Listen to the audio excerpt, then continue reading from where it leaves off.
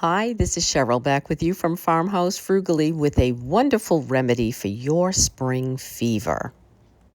It is a Hopping Down the Bunny Trail collaboration with Dawn, Monica, and Annie. Check out the playlist and their channels in my description box. Poor bunny was injured hopping down the bunny trail, not just once, but twice.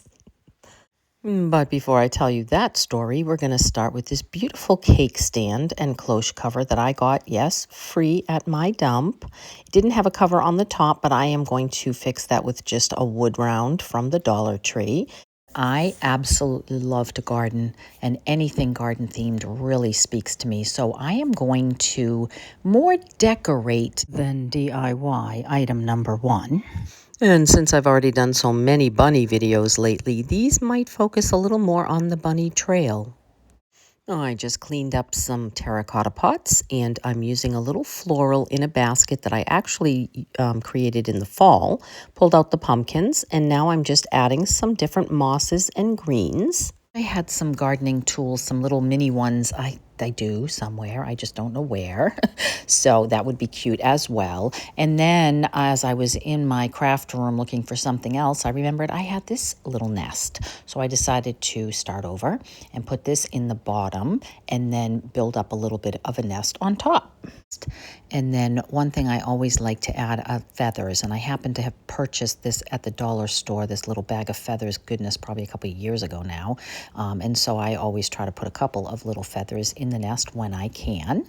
And then I didn't have any eggs the right size, so I just took out some of my Model Magic clay and just rolled a couple of eggs in my hand to make the perfect size. And I decided I'm not even going to paint them because white pops off the flowers here, so that's great. I'm just going to add a few speckles and my favorite bird.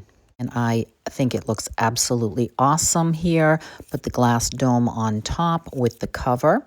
And then I decided to add a little bit of a lace ribbon onto the top of that hanging down. And then I did have some tulips in that orangey tone, so I decided to tuck the tulips underneath the cake stand here on the kitchen island. And I think that this is so easy, but so absolutely gorgeous for a real botanical or natural spring element. And I know all things gardening, statuaries, as well as botanicals are very in vogue this year, but they are always in vogue in my home. Every time I walk by, I will remind myself that one day it will actually be spring, because here's my backyard. My brother's tapping my trees, which is fun, but I'm a little over this snow. No, I started item number 2 without you because I had to plant some bulbs. So a couple weeks ago, I went and picked up some mini Dutch iris bulbs and put them in this gorgeous wooden trencher. Usually it sits on my dining room table. Forcing bulbs is always a wonderful way to bring spring indoors, especially while it takes a little while outside. I added reindeer moss all about, and then a heart-shaped rock that I had in my stash, a few of these little moss balls, and some acorn caps, a couple of pine cones, and this precious little sparrow that I had. And adding a beautiful tin egg here. Now, obviously, this could be any way that you like it. You could make this a fairy houses or bird houses or whatever speaks to you for springtime. And then I have these gorgeous lily of the valley that I love, love, love. They are imitation, but I'm going to add them into these real bulbs just to give a pop of florals and a pop of color to go with this. Add water, and in about 4 weeks or so, I will have some beautiful flowering bulbs. And of course, Mr. Bunny has been supervising this entire time, making sure that he approves. And also there's a couple of other bunnies tucked in and about this room because I absolutely love all things spring. And I would love to know what you think about this beautiful indoor garden, and if this is something that you would create, or what is on your ground. Do you already have daffodils? If you do, I'm very jealous. Or is there still snow where you live? So drop me a comment and let me know what it looks like where you are at. And currently I have this in my home office, but I will be moving it back to the dining room in front of the picture window so it can get quite a bit more sunlight. And then that takes me on to item number 3. This little bunny had been rolling, I guess, down the bunny trail and broke its ear. And so I was waiting for hubby to get back and epoxy it before I could move on to my next project, and he did. And then there was, of course, a little area that needed to be repaired. But first, I had decided I really wanted to get the wheels off. They will be great for a future project, but I really didn't love them on the bunny, and I hadn't really been displaying the bunny with them on it, so I decided, why not? I've had this for years. Let's go ahead and update it. Thought about painting it, and I probably will sometime in the future, but my house is very neutral. I have a lot of creams on the walls and such, and so sometimes it's nice to have a dark color item to pop off that wall.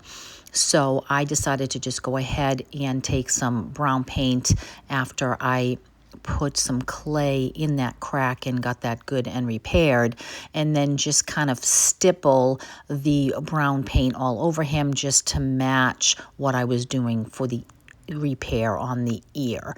And honestly, it probably doesn't even look any different to you at all here. He looks a little bit like a chocolate bunny.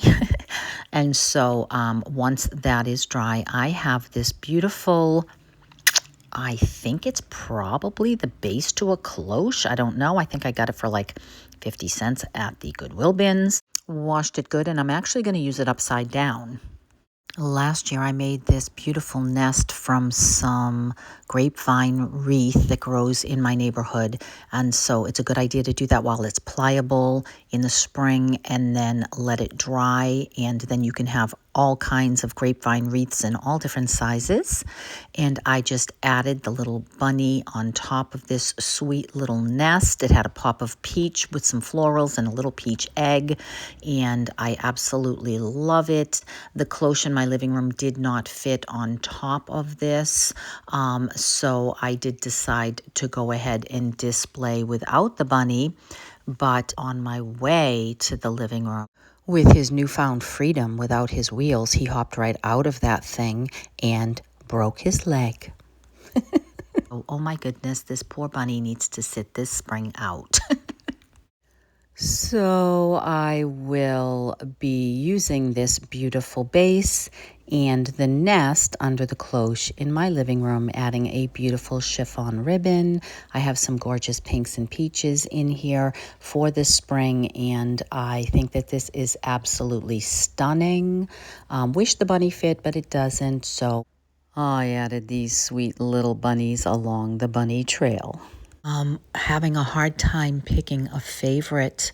I really absolutely love the trencher, and I really love the cloche in my kitchen, but I also really love this one. So far, I have to say all 3 are my favorite.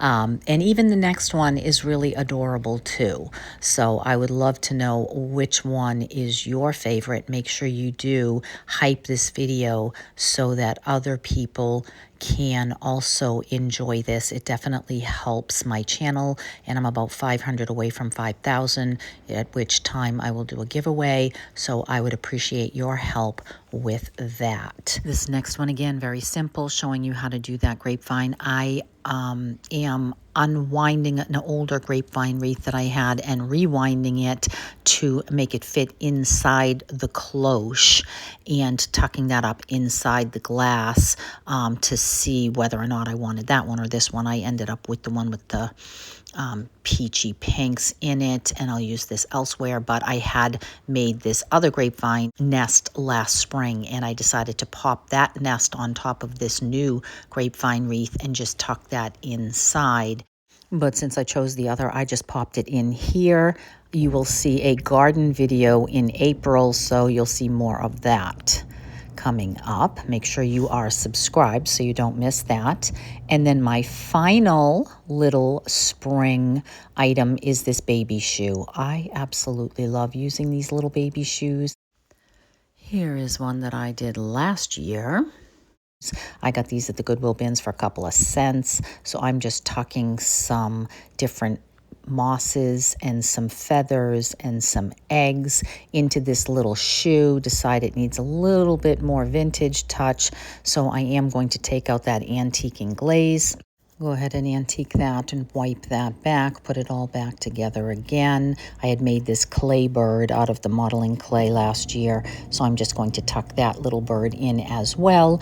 And then I decided it needed a sweet little sign, so I went into my stash and stamped nest on this little brown tag, added a hanger, a little bit of some distress ink on the outside edge just to embellish through the bow on that. And I think that's very sweet and simple. If you happen to have any of these, it doesn't have to be a baby shoe. Obviously, it could just be some little thing, but it's always fun to use whatever it is that you have in your stash. Keep it cheap, keep it frugal, keep it from the landfill. That is definitely my thing. And so I am just so delighted that you joined me for my spring inspirational video for you today. And I am so looking forward to some warmer weather and definitely to the gardening themed video I will be hosting next month. And so make sure you stay tuned for that, as well as I don't know yet what. I have so many things in my brain. I just have to pull them out of my brain and put them into my workshop. So we will see what tomorrow brings. But thanks so much for stopping by. Really appreciate you. Don't forget to hype and like and comment and share and all the things. And don't forget to check out the playlist of all the other creators. And I will see you in the next one. Take care.